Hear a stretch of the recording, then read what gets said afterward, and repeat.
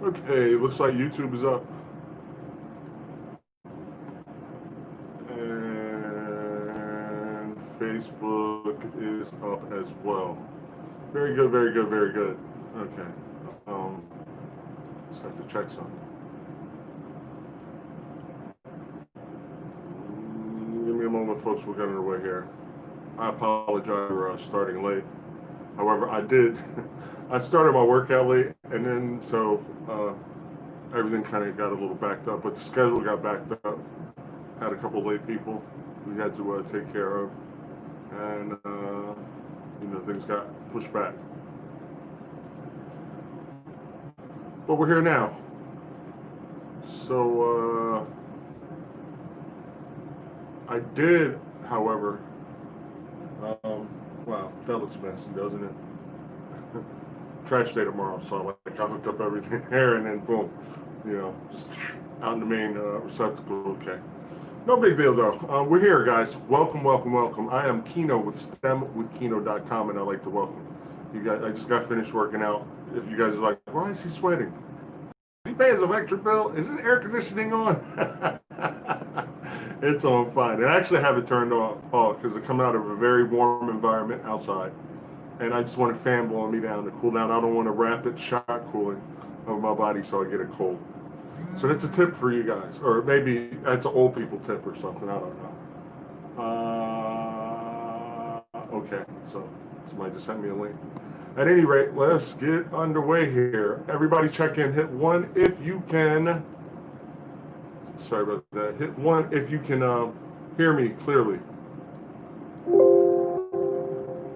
Hit number 1 if you're in the room and you can hear me clearly on Facebook and YouTube, please. Also, where are you from? I want to know where you guys are from, what test you're preparing for. I prepare people for all exams. But, I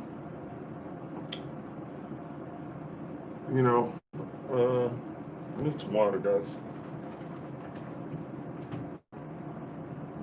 1 second.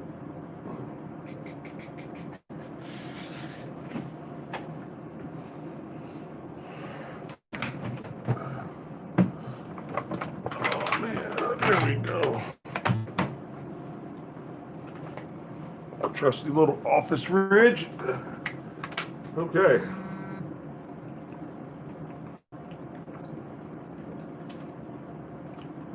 We didn't pay you. We didn't subscribe to you to watch you drink, Kino. All right, I'm getting to work, guys. All right, so welcome, Piero. Good to see you, buddy. Glad you're in the room. Saw you later. Pudgy 9309, good to see you. So let's get underway here. I am going to talk about some. I'm going to pretty much stick with history or aerodynamics or airplane related stuff, unless you guys present questions. If you want to present questions, you can send them if you're connected with me on Skype, which is KIENO.THOMAS. You can connect with me there, and you can take pictures. If you have Skype with your phone, you can hold your book and just snap with your camera on your phone, and you can drop the image right on Skype. You don't have to type anything. It's really super easy. All right. If you're not connected with me on Skype, then you can connect with me at KIENO.THOMAS@gmail.com. Yeah. Okay, so send questions. Otherwise, I'm going to do my own thing because I have subscribers that are going to initial flight screening or aviation pre-flight indoctrination, and I'm just trying to give them content to get them squared away so they are better prepared, and they can tell all their friends, oh man, this guy on YouTube, man, his name is Kino, or STEM with Kino, this guy's great. And again, honestly, to be honest with you, I'm a pilot, and the pilots are my main focus. So I'm sorry, the combat system people and stuff like that. However, you got to take you have to take part of the test, not just the aviation part.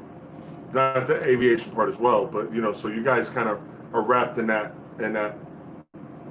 what do you call it? You're kind of wrapped in that, you're in that box. You're in a box inside a box, I guess I could say. So, that being said, let's get this underway. All right. And if you have questions, you can type them in the chat. If you have questions about flight training, if you guys, some of you guys are working on your private pilot certificate, and you may have questions about that, about your airman certification standards. Back in the old days, I'm old time, we used to call them the PTS, which were the practical test standards. But hey, aviation, we got to change something. I say if it ain't broke, don't fix it. But nobody cares what I think. All right, so I still have got this camera raised. I'll be like, man, you've been looking around that camera for weeks. You need to get it together, brother. I'm getting it together. All right, so the first topic the topic we're going to talk about today. I want to hit something that we've been on aircraft systems and talk about pre-flight procedures. Yeah, pre-flight procedures, guys. Okay, so before we fly an airplane, the memory aid that I used to teach my students when I was an instructor full-time was W-Craft. W-Craft, like Kraft macaroni and cheese. All right, so if you remember W-Craft, it will hit all the items that you need to focus on before you undergo or you initiate or embark on a flight. All right, so there's, we'll talk about the pre-flight inspection procedures as well, being a part of that. So we have to do at least a walk-around inspection. I would do a little bit more than that, me, myself, but typically what happens is you're probably not going to give your aircraft a pre-flight every time you take off, okay? There'll be some key items. I mean, like the full-blown checklist pre-flight. And again, it depends on who you are. Trolls don't. What did you do? I beg to differ, okay? Now, if you're a private pilot with an instrument rate, I recommend that you do it every time. But when you do it for a living, you can kind of walk around and see the checklist items that you can watch out for things. And anybody with like a couple thousand hours time knows what I mean, or a couple thousand hours plus time. You're not gonna pre-flight go through the checklist. You will have an abridged or amended checklist, I think, of things that you would check. What I call the shit hits the fan items. You know what I mean? You would be checking those things. Like, okay, you go out, you twist your oil cap, make sure it's secure. You don't know if your co-pilot went out and looked at it and then maybe tighten it up all the way. Alternator belts, things of that nature, landing lights. It depends on the aircraft. Okay, so there's a lot of things that could, what I call shit hit the fan items. That you would want to be mindful of. So that should hit the fan list. You know what I mean? Those are the things like, oh, look, there's a puddle. It smells like aviation fuel under the wing. You know what I mean? That's kind of, you might want to look into that and say, oh, man, we all right, man. And then all of a sudden, low fuel. All right, so a thorough pre-flight inspection should be performed on an aircraft to help ensure that the aircraft is prepared for safe flight, and should be through a systematic means by which the pilot determines the airplane is ready for safe flight. Prior to every flight, a pilot should at least perform a walk-around inspection of the aircraft. After the aircraft has been stored for an extended period of time, so let's say you guys that own your own airplane, you park it for the winter. A special check should be made during pre-flight for damage, obstructions caused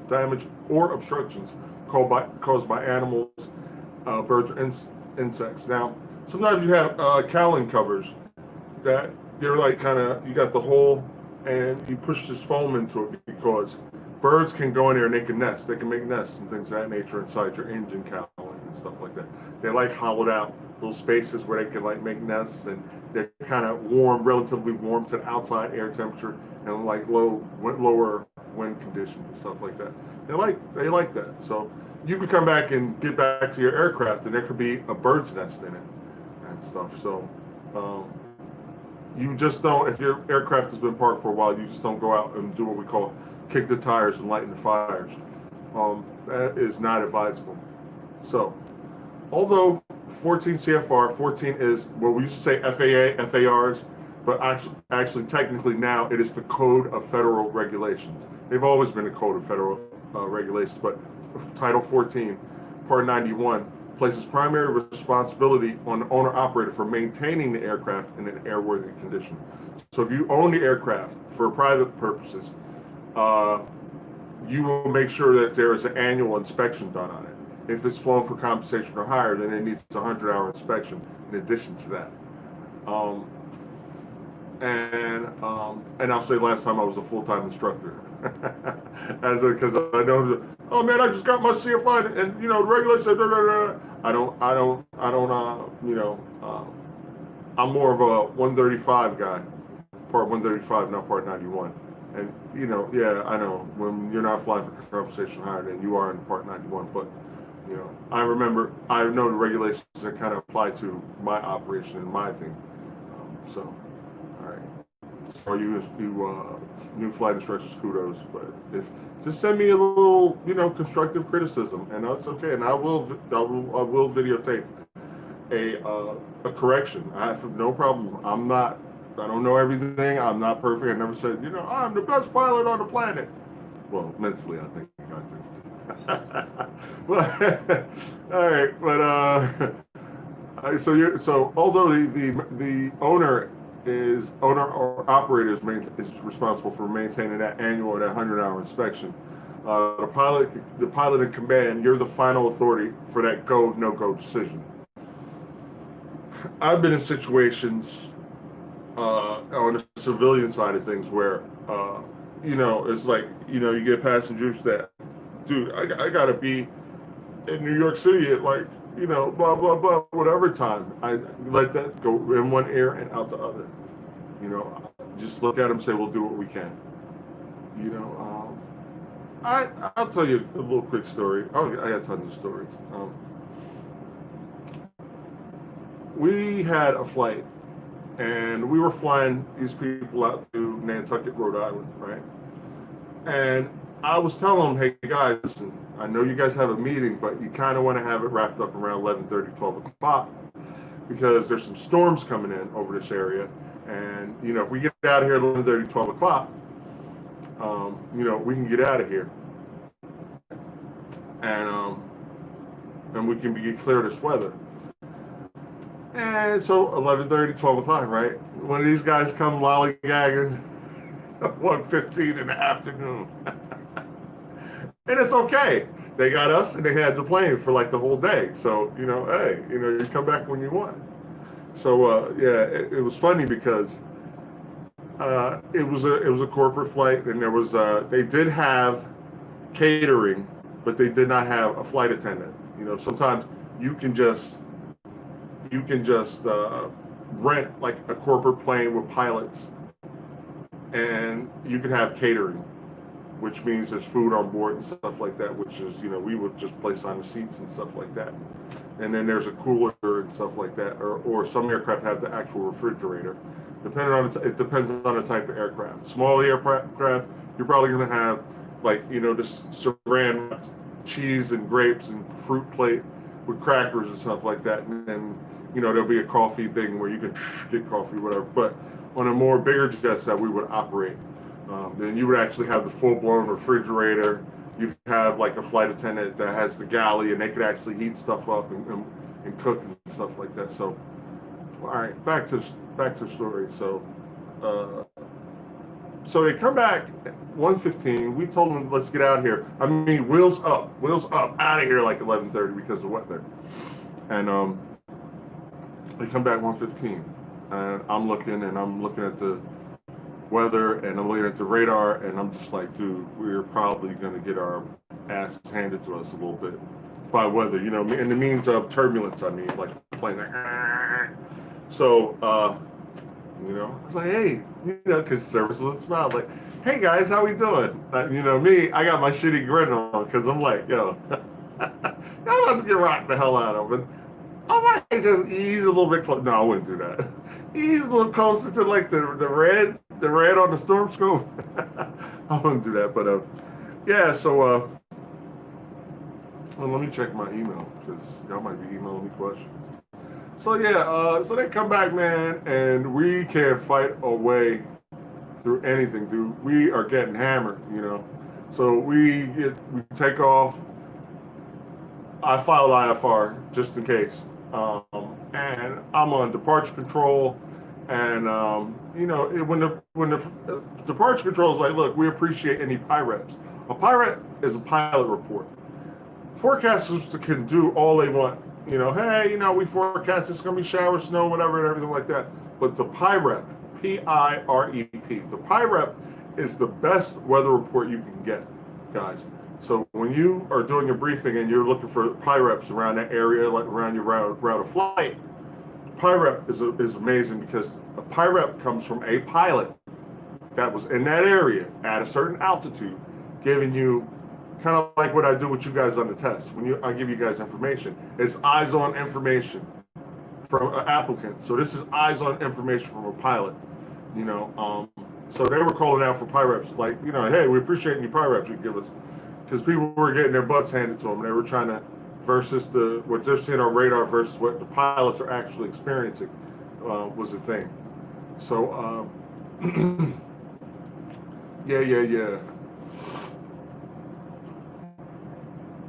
yeah. So they were extremely upset, and you know, after we landed, they kind of wanted, you know, well, you know, we didn't think it was going to be that rough. Well, I was like, well, ma'am, this is why I asked you to be back here at 11:30, 12 o'clock wheels up, so we get clear of that stuff, because in the morning it's relatively cool. Then you go into high noon, and the sun's been warming that area for like all morning.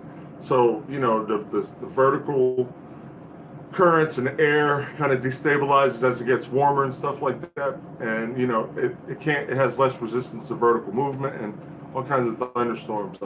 All you guys know down in Florida, like in the middle of the summer, like around 12:30, 1 o'clock, like the thunderstorms are like out of, hey man, it was clear, like where did the thunderstorm come from? Because all the moisture is coming out of that air, and I didn't want to go into meteorology yet, but all right, so yeah, pilot in command. I'm going to put up two questions, and actually they apply to what we just talked about. All right, it asks you who is responsible for determining that the aircraft is safe for flight, and who is responsible for maintaining that aircraft, making sure it's in an airworthy condition. So these are possible questions you guys can get.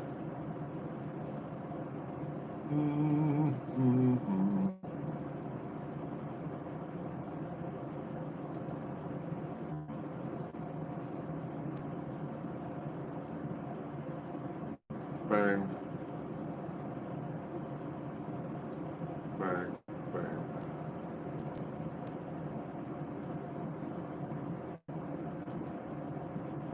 Okay, those questions are posted. All right. And if you guys have questions, shoot me questions on Skype or to my Gmail account. That works for me. Okay. All right.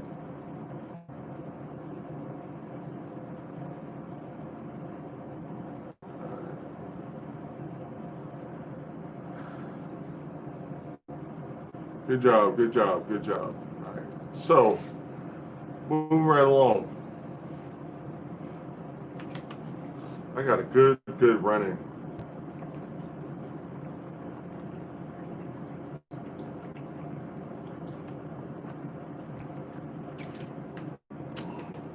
Stay hydrated. All right, so another topic I want to talk about. We talked about pre-flight inspections. Yeah, we also talked about W-craft. What are we responsible? Cool. What are we responsible for? And my memory aid is W-craft. W-K-R-A-F-T. All right, the W, weather reports and forecasts. Okay, like that situation I was telling those people, I said, listen, y'all need to be back here around 11:30, 12 o'clock because the weather's coming. weather reports, and forecasts. So me, the pilot in command, I looked at the weather reports and forecasts. They didn't have their butts back by 11:30, 12 o'clock. Known ATC delays. That's what the K stands for. Known ATC delays. If there's any delays and everything that I need to know about that's going to affect my fuel state, then I got to know if there's going to be any air traffic control. Like, yo, man, you're going to have to hold at blah, blah, blah VOR for whatever blah, blah, blah reason. Because that could affect our fuel state. During the daytime, typically we need a half hour. We need to be able to reach our destination and be able to fly for a half an hour. At nighttime, we need to be able to make our destination and have at least 45 minutes extra of fuel. So we have to take all that into account with our weather reports, known ATC delays. Runway takeoff and landing distances, okay? So I need to look at my airports. Where am I leaving? Where am I going to? I need to know the runway lengths and takeoff and landing distances. All right. All right. I need to know alternates.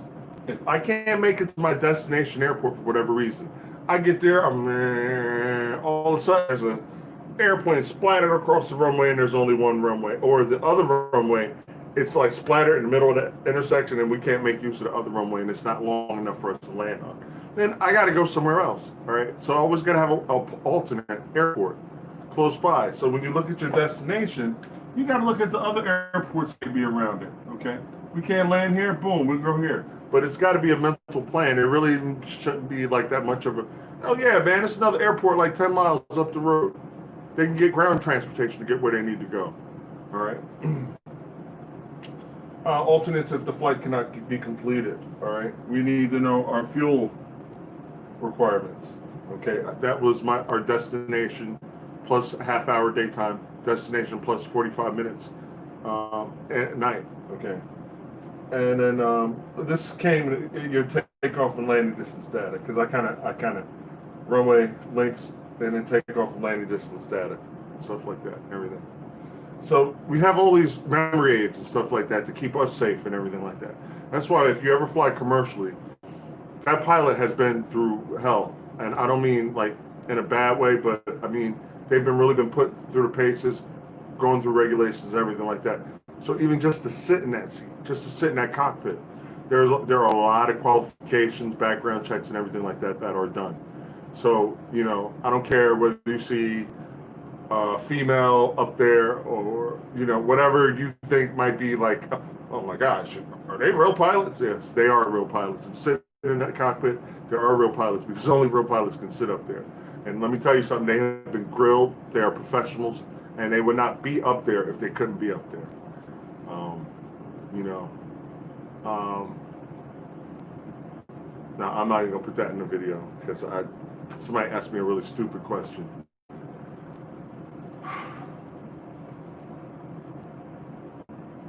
All right, so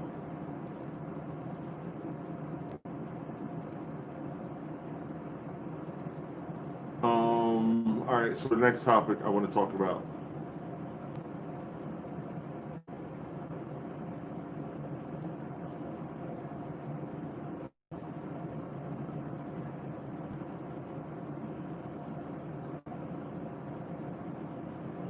Okay, Pitot-Static Instruments, guys. If you're going to initial flight screening, API, initial flight screening, undergraduate pilot training, you're going to need to know this stuff. Okay, so what I'm going to put up is we're going to talk about Pitot-Static Instruments. Okay, there is a Pitot. Some people say Pitot. I've heard people, but I call it Pitot-Static. It's what I call it.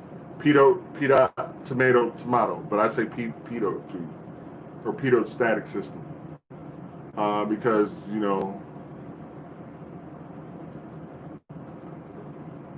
shout out to all my mentors, Sam Williamson, Derek Henry, Jesse Bell, Cynthia Hall. That's what they call it, Pitot-Static System. So that's what I call it, you know.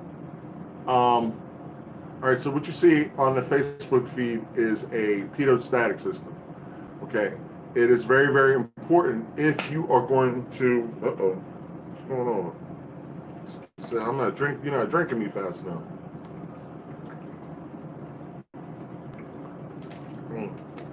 That's good.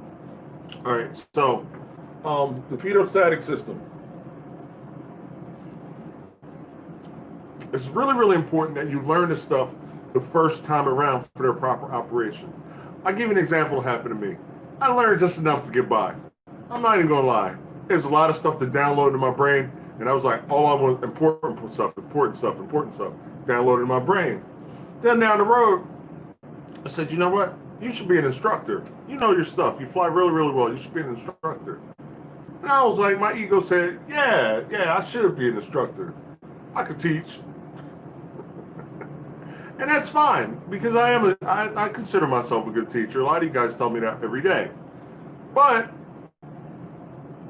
you have to know this information. You don't want to look like an idiot in front of a classroom, 30 people, 100 people, 500 people on a live stream or something like that. And if you don't thoroughly know your craft, it will show. It will show. And that's a bad thing. If you're an instructor, you're supposed to be teaching, because you should have a certain amount of, I'm not even going to go there with that.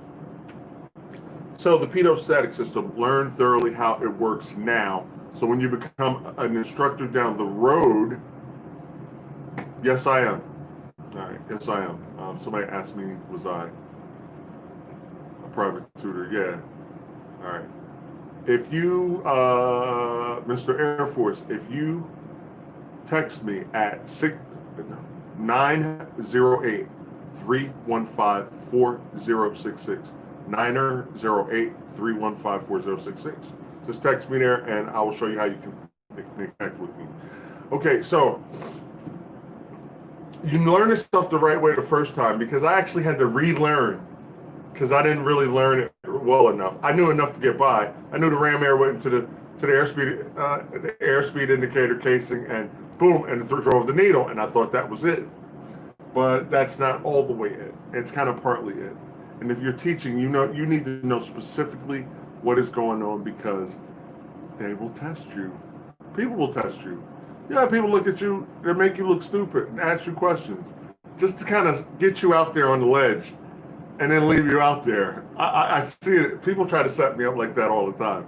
And I think it's funny because, excuse me, if I'm actually teaching an aviation subject, I take that very, very seriously.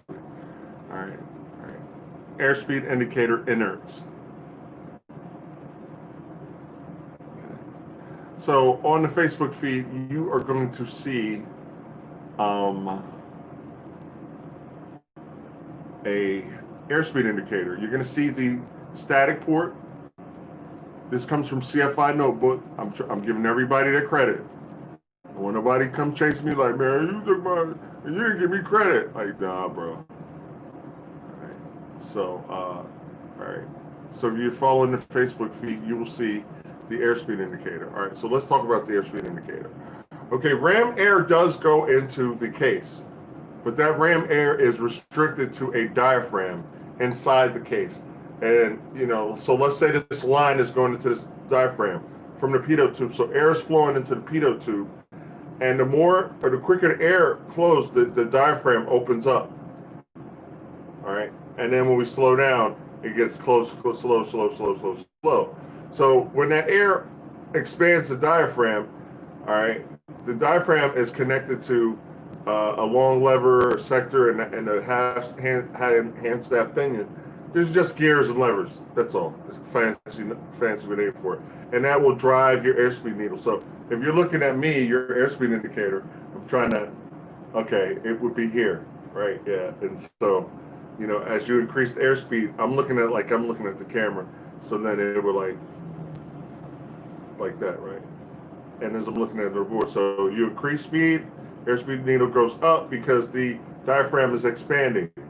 And then as you decrease speed, airspeed goes down because the diaphragm is going back to its original position. So it's in a retracted position when you're like at zero airspeed or like near stall speed, right? I won't say stall speed, but then as you go fast, like that, then it's like, it's blown up, okay? Now, outside of that diaphragm is static air. That static air line comes from the static air line from the static port. So the static port is like the atmosphere at that level, okay? The air is at the atmosphere at the level. So there is what we call a pressure differential because there's higher pressure, relatively higher pressure, in that diaphragm expanding against the atmospheric pressure at that level. And if that makes sense, please type in hit 1, guys. Hit 1. So that is specifically how an airspeed indicator works. I don't care what anybody tells you. And if you're going to be a United States Navy, United States Air Force, Coast Guard, you better know it just like that. All right? Because if I was your IP, I'd be like, yo, all right, how's this airspeed indicator? Oh, well, air goes into the pitot tube and it just drives the needle. Nah, you're going to have to give me more than that, Mr. Professional Pilot. So that's what I mean. Learn this stuff right the first time around. So this way, because I was becoming an instructor, and then I had to read all this crap all over again. Like, I mean, I knew basically how it worked, but was I, you know what I mean, like the man? No, I just looked real good in my uniform. I was like, yeah, man. Yeah, so basically, the ram air, and I made it sound really good. But you cannot be like that as an instructor pilot. As an instructor pilot, you got 30 people in a classroom. People are perceiving what you say 30 different ways. Okay, this is not just flying. There's psychology to it. There's a psychology to it. It's like, you know what I mean? You're like, you got to be a psychologist. You got to look at your students. And in the classroom, sometimes, man, they might have been PTing all morning and stuff like that and everything. And you can't have no monotone voice like, so today we're going to talk about meteorology. Dude, 10 minutes, everybody's going to be falling out, getting blankets and pillows. So yeah, you're going to have to, good morning, you know, and they come back, good morning, sir. It's like, bullshit, I can't hear you. Good morning, sir. Oh! You know, and then everybody stands up. If you see you're losing your crowd, then all right, everybody get up, stand up, because you're on your feet already. They're sitting down at the desk. But if they've been PTing that morning, maybe they might have ate something, and then the itis kind of like slipping in on them. All right, everybody on your feet, stretch out, do a stretch exercise, something like that. You got to keep your people engaged, especially if you're talking about this stuff, because this is simple, serious stuff. It's not like, yeah, so I was at the mall the other day, and, I didn't know my perfect size, but, my wife told me that if I take the pants and stretch my arm out and put one side of the pants like this was actually the size of my waist, the size of my, this is serious stuff. So you got to keep your audience engaged. Because I know a lot of this stuff does get boring. You want to talk about afterburners and F-14s and you know what I mean? Oh, these aircraft that fly all the way Mach 3, all the edge of space and everything like that. All aviation is not about that. Sometimes it's just meteorology where we talk about pressure systems, high and low pressure systems, and then everybody's like, and I'm like, everybody get up. We're about to talk about meteorology and it's super boring. Or I may make everybody stand up. Or I might take two people from the audience and make them simulate traffic pattern movement, weather movement. Okay, you're the high pressure area and you're the low pressure area. And make them move around and, to give guys a visual aid and stuff like that. So I think being a flight instructor is probably one of the, and I know I joked about it last week when I was talking about primary students, how they try to kill you, but they don't mean it. It's just you really got to watch primary students because they have not been flying at all. A lot of times you get them from 0 flight hours, okay? And they might interpret things. And that's why I say you have to watch what you say. All right. I'm trying to think of a really good example. I've really never had. I communicate pretty clearly and effectively with students, so I never really had an issue. But you got to psychologically. You got to watch. You got to be a psychologist. You got to know when someone's under stress. There's facial signs and stuff like that. Shout out to Gary, and I'm not talking about you, Gary, but nobody knows what I'm talking about anyway, unless they know me from way, way back. But shout out to Gary. Gary was a trooper. Gary was working on his private pilot certificate, so he was just coming down to the flying club, and This guy, literally, his first 10 flights, he would vomit. He would vomit. And so he told me, he was like, sir, well, I get a little nervous. And, I said, okay, well, that's good. Just make sure you bring the bags, the lunch bags, which we call vomit bags, the puke bags and everything like that.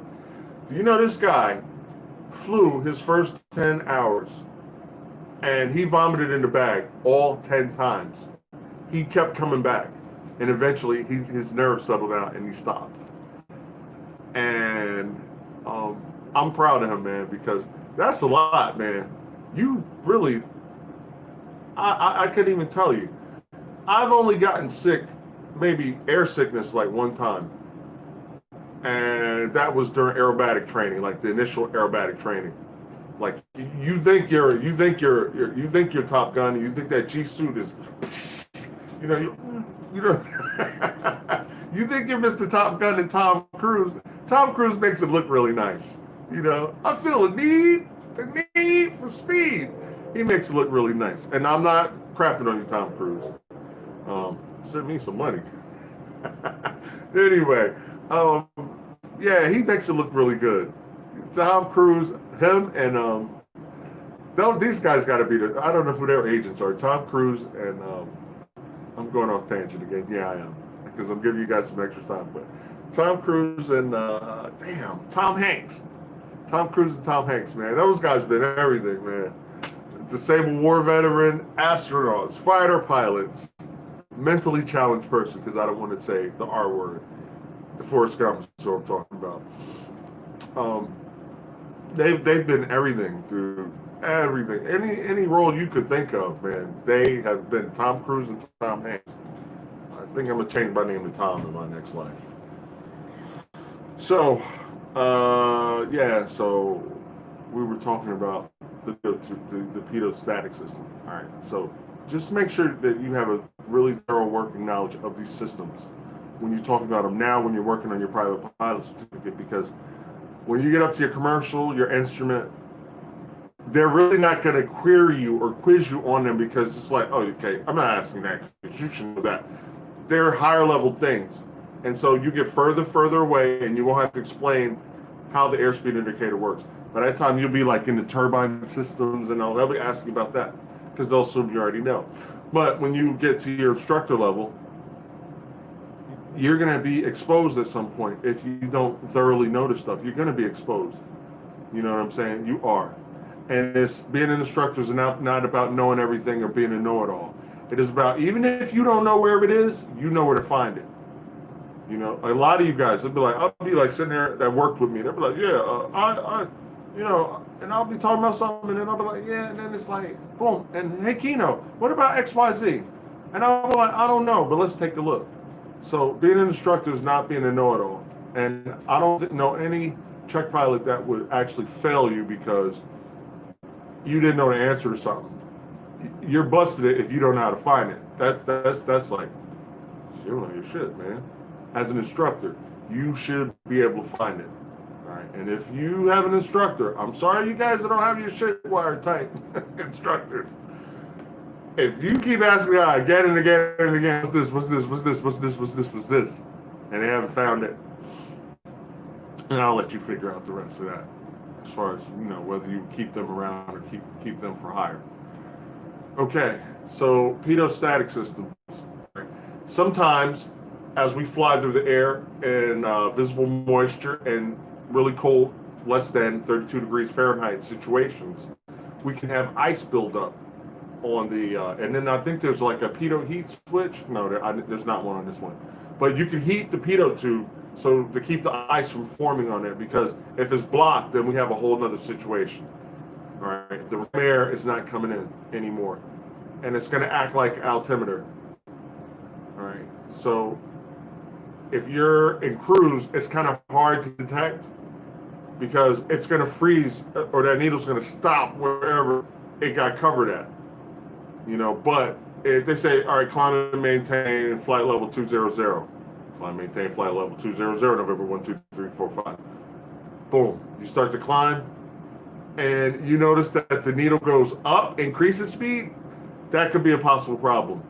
Now, from some aircraft, you can see your pitot tube from the cockpit. Some not. Some might be like down on the lower part of the nose, or something like that. You can't always see your pitot tube. But like if you're in your trainer aircraft, most of you can see your pitot tube, so you can see if there's a glaze over it, like there's a glaze or frost over it. And so, boom, you put your pitot tube on. But when you climb, your airspeed should not be building at all, unless you fly F-15s or F-18s, and you threw the throttle forward. Most in the civilian aircraft or lower performance aircraft, when you pull up on the nose, the airspeed should slow down, bleed off. So it should go down, it should go up.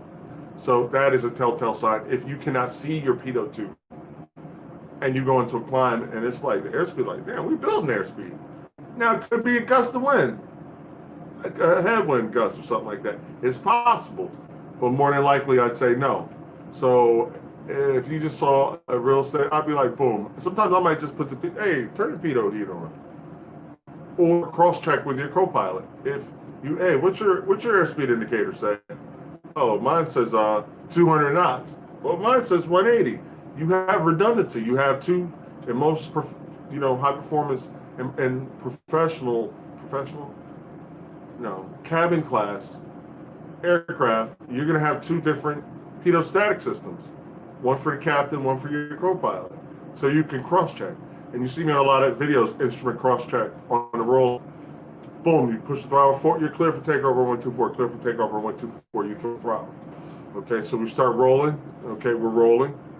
Airspeed alive, which means the airspeed needles are building. That is a positive indication that your Pitot-Static system is functioning.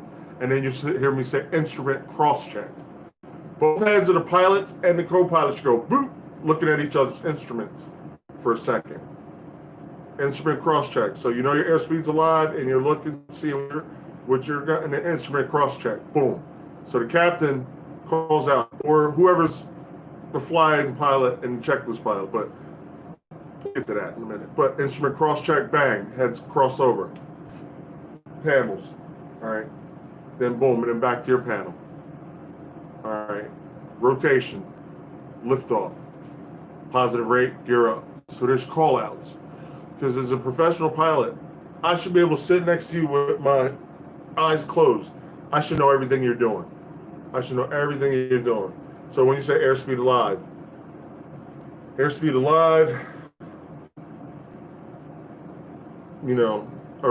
all right, full throttle, airspeed alive, instrument cross-check, rotation. I'm like, I should be able to, just in my mind, visually see what you're doing. I should never have to, what you doing, man? And I would always make my students do that, because I should be able here blindfolded. I should know where we are. You should be continuously communicating with me and updating me on what are you doing, what are you thinking, all right. And when you guys get to undergraduate pilot training or your initial flight screen and everything, that's going to be a good look when you're communicating with your instructor. Your instructor should not, hey, what do you think about? What are you doing? What do you think about? What are you looking at? You should always be communicating with you, and that's a good look. So even one day, if you really don't perform that well, for whatever reason, because I call it student pilot disease.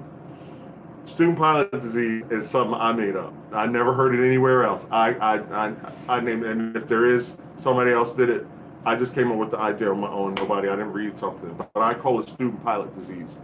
You're going to have days where you fly the aircraft perfectly. You can't do any wrong. You land like you can't even feel the wheels touch. Tell you, okay, give me a departure stall. You're like, boop, boop, boop, reading through the checklist. Man, you flying that damn plane. All right, do a spin. You're like, wing over and everything. Your instructor's like, damn, this kid's doing it, right? And you're going to have the flights like that, on and on and on and on and on. And then one day you're going to come back and you're going to pre-flight. You think you're going to perform the same way, and you are not. You're going to freaking suck. You're going to suck. You're going to be like, dude, okay, I said 5,000 feet. I'm trying. You can't hold altitude. You can't hold airspeed. Checklist is just all over the place, dude. You're just screwing up. We've all been through this. All instructors know this, but I call it student pilot's disease because you're gonna have that one day where you fly like crap. Oh yeah, this ain't made for you. You're gonna fly like shit. Don't get discouraged. Sometimes you're just in your head and stuff like that. And you're not gonna impress your instructor. We give you an attaboy, attagirl, you know what I mean? But you're not gonna come. Your instructor still got a couple thousand hours in that aircraft. You're not gonna do anything like he or she's never seen before. You know, you're gonna be like, oh, I'm that student. Like, dude, you've never seen a student like me before. I'm gonna fly this thing like no other student. And it's good to have that ego a little bit, because you're a pilot. You gotta have a little ego, some cojones. Like, yeah, man, I'm the baddest man around. You know, like Morris say, ain't nobody bad like me. So you're gonna have a crappy day, and your instructor's gonna be looking like you. Okay. Now, if you are an instructor, a wise instructor, you're going to be like, okay, dude, relax. You're going to be like, everybody's looking at me, man. I'm fucking up. Oh, God, algorithm's going to catch that. Oh, wow. Hey, but you're going to be like, I suck today. I flew, I did crosswind landings, I did everything, man. Everything my instructor asked me to do, and I suck now. This typically happens, like, right before you solo, though.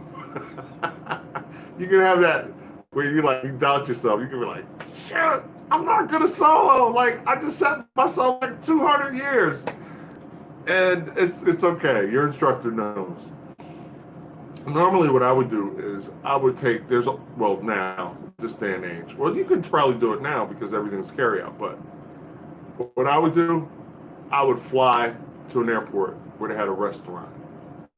And I'd be like, you know what, just stop. Let's go over to this airport. Let's go have a cup of coffee. You got to get your student out of their nerves. And all you new CFIs, you got to get them out of their nerves. Because for whatever reason, it's just like, boom. You've seen them perform time and time again. And then when they get in the aircraft, it's like, shit, man, you can't hold the center line? Damn, we all over the place. Damn, I said 2,000. I said 2,300. I didn't say 1,700. I said 2,000. Hold 2,000. Hold your speed, hold your heading, and you get them do it time and time again, and then they come back. So this is for you guys that when you guys go into flight training, this is okay. You're gonna have at least a couple days like this.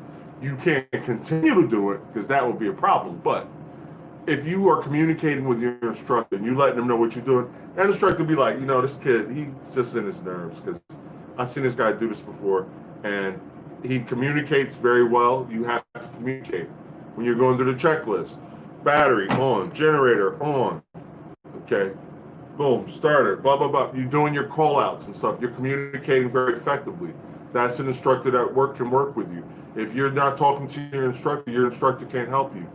If I don't hear what you're thinking about, like, okay, he's looking at the airspeed, or he's looking at the multifunctional displays, or he's looking at the HUD, she's looking at this, she's looking at that. If you're not communicating with your instructor, that's bad. That's bad. So don't keep everything in your head. If you are not an effective communicator, learn to communicate. All right. So that is my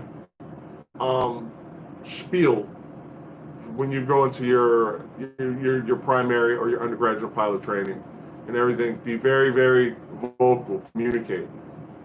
Because even if I see you got like little sub-performance here, I'll be like, yeah, this guy, he communicates very well, and he knows where he's supposed to be in the checklist. She knows where she's supposed to be in the checklist. And you know what? It's all right. Just had a bad day. All right. You're going to have to get rid of this situation that happened. You're going to have to change. You're going to have to show me that you can do this function and perform this function. But today, you'll be all right. Okay, student pilot's disease. Okay, guys, so we have, oh, shoot, damn, you know what, I forgot, John, I'm so sorry, man. Congrats to John. You guys have worked with him. He's got a tutor with me. You guys have worked with him. He passed his SIFT. I apologize, John, because I know normally when my guys pass, I make a big deal out of it, but just got finished working out. John, please forgive me, man. Because, you know, like, I was just like, Joe Marlowe. Joe, I was like the whole video, man. Congrats to Joe. So I'm sorry, everybody. Stop the presses. Stop the presses. Congratulations to Jonathan, man. Jonathan got he's got a really, really great score. He brought me back a really, really good debrief for the SIFT guys. Thank you for giving John that shout out, man. Seriously, John, it was almost personal to me because this guy, I'd never seen anybody put in the work that this guy and the dedication that this guy put in. Well, very few people do it, and that's how dedicated you have to be. John had flashcards. One day, he had student pilot's disease. I threw him around the questions, and he was just like kind of second guessing himself. I said, dude, you're okay. Because my objective is I push you harder than where the test takes you. So this way, when you take the test, it alleviates stress. Now, he might have seen some things he might not have understood here and there, but he wasn't stressed. His confidence wasn't taken away from him. So sometimes I will throw questions at you that will take your confidence away from you. You'll be like, shit. But what I want you to do is mentally form a plan of attack. If it is a word problem, what is my phrase? Line by line and diagram. Read every line, diagram it. Read a sentence, diagram it. Read a sentence, diagram it. Okay? So everything's in front of you. And you're like, oh, yeah, this and this, and then I connect. And then you connect the dots. But it's a tactical. So sometimes I'm going to throw some shit in your lap and be like, figure it out. And you'll be like, what the 3? And then carry the 1, and boom. What do you think the test is going to do? I'm not being evil. I'm not being mean. What do you think the test is going to do? And I'm going to have some not sympathy, but I'm gonna care because I want you to kick butt on the test. Okay, so it's personal to me. Every time somebody goes, it's stemwithkino.com. It's Kino riding on it, and I'm not talking about you or John, but some of you guys, I'm like, listen, man, when you get your score, let me know. Y'all wait all day long. You know, but I understand now because you're like, hey, mom, look, I got this score. I get it, you know, and you finally get to me. But I mean, amazing debrief he gave me. A lot of information. And I just, man, congratulations, John, man. John is going to be one of those guys. He's going to do some really, really good things. And even though his package is not fully put together, I don't think it is, but he's going to have a really good package to put together for them, for the United States Army.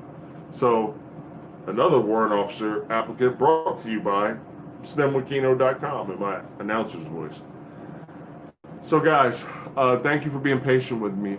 I did extend it because my workout started and ended late, and I started late, so I did give you guys some extra time. I'm not always going to do that because sometimes I might have had somebody scheduled at the back end, and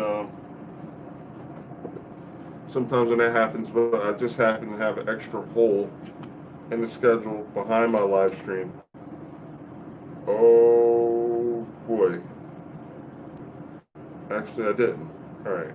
Oh, actually, yeah, I did. Okay. I'm stretched out. All right, I had a price there. Okay, yeah. So, yeah, actually, yeah, I had a open slot. So when that happens, I will extend and compensate you guys because I like to give you guys a lot of my teaching experiences as a flight instructor, a lot of student experiences. So if there's anything, any quirks or anything you can avoid in your flight training and stuff like that, the things to expect or whatever, I want to talk about it. And that's why I kind of changed gears with scoring history and stuff like that. But I got a lot of guys going to undergraduate pilot training, a lot of guys going to aviation pre-flight indoctrination. And I want you guys to post on the Facebook page or post on the video page. If you guys are interested in a United States Army, like WAFT, kind of getting you the Kiowa aircraft, okay? You guys should know about that before you get there. I mean, I would. If I'm going to go fly that bird, I would want to know, like, okay, systems are hard, dude. You might have 2 weeks to figure systems out, and then they give you a quiz. So I would like to start reading about this now. How many tanks, how much gas does this thing hold? You know, what is its range? What is its cruising speed and stuff like that? That stuff, like, for some people, that's a steep learning curve. And I deal with a lot of guys one-on-one, but if you guys are interested in some type of classroom situation, not guys that haven't taken a test yet, not you guys. You focus on the test, all right? But the guys that are on the way to UPT, API, primary. You are the guys that I want to talk to. Not the guys that haven't taken it. If you haven't taken the test, you focus on the test. That is your primary objective right now. Then after that, then, you're waiting on your packet to come back. Then you're studying, and then when they're like, hey, and Mike's like, dude, I got the call. Boom, I'm going to get shipped out. Then you've been studying, you've been prepping. So you know systems. So you know a little something before you get there. And it makes you look like you're super smart. It's like, damn, I taught them systems last week. You don't have to tell them, like, I've been studying these systems for like 6 months. You don't have to tell them that. Just look like a smart guy so you can get the aircraft you want. I'm telling guys that down in Rucker, like, what the All right, guys, I'm out of here. I'll see you guys next week. Congratulations to John again, man. Make sure you guys post congratulations to John. Please, please, please, dude. He really put in the work. And I am super duper proud of John, man, because I meet very few people with his mentality and his mindset, and that's why I was so excited. Also, shout out to missing somebody else. Since the last live stream, Jared. I apologize, Jared. I missed you too, man. I'm sorry, and I'm not saying that you didn't put in the work. Jared put in the work too. Jared got a kick-ass score as well. So, congratulations to John. Congratulations to Jared. Sanjay, I see you, brother. I see you. Concan, I think that's what that is. Concan. Mr. Air Force. I've never seen your tag here before.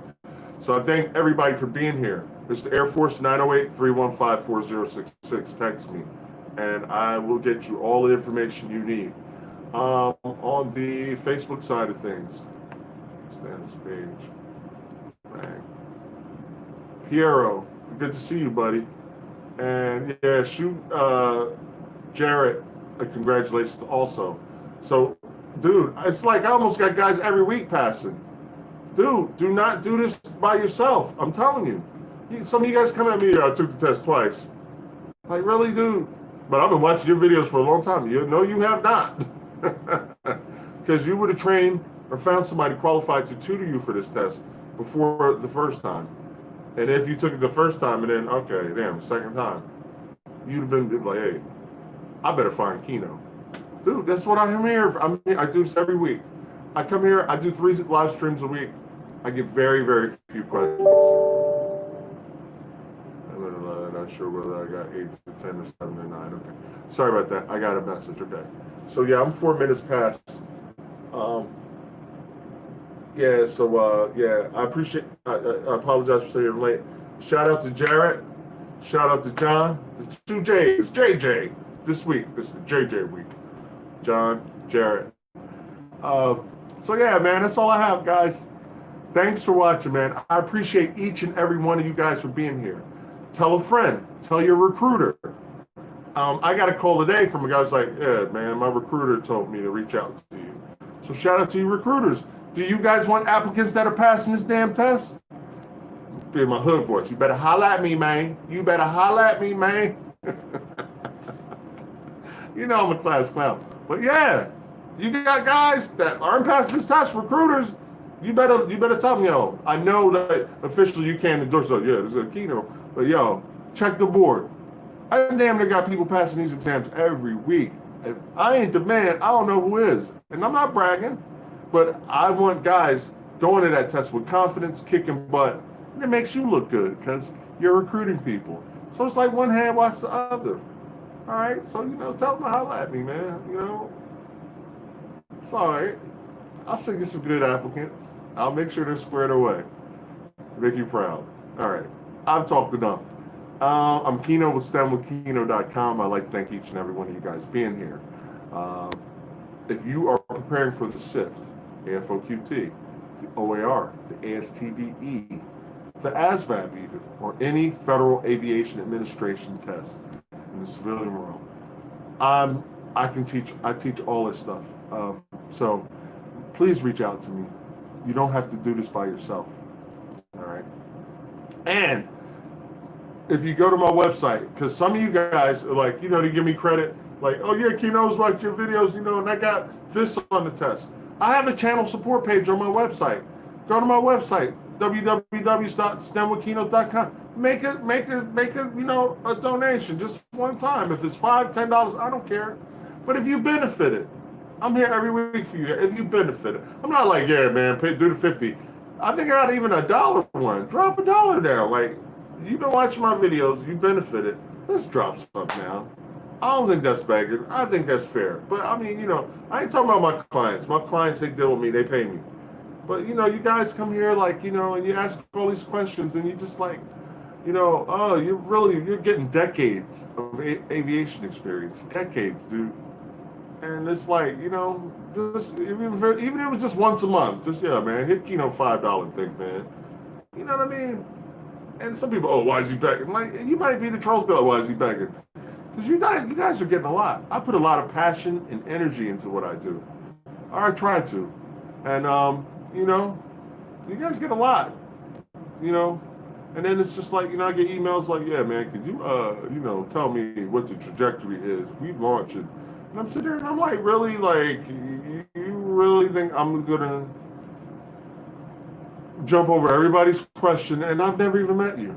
Now, for my clients, yeah. Like, they work with me all the time and, there's, it's a fair exchange. But, I didn't want to say that. But, yeah, then again, I did. But I'm just like, I'm kind of like on the fence. But so if you guys have benefited from it, just, $1, $5, whatever, man. Just, there's a channel support page on my website. Just boom. You know what I mean? That's all I'm saying. Because I see guys raising like $2,000, $3,000 and they're just talking about bullshit, doing stupid shit on YouTube and Facebook. And I'm like, damn, man, this guy's getting paid for this. And I'm giving you something that is going to change your life and your income. I can't get no love, man. Is that right? I got to even go in my brother voice, man. This is the brother voice, y'all. I can't get no love, man. I'm sorry. I'm tired for my run. All right, guys, I'm out of here. Bye. YouTube, see you later. And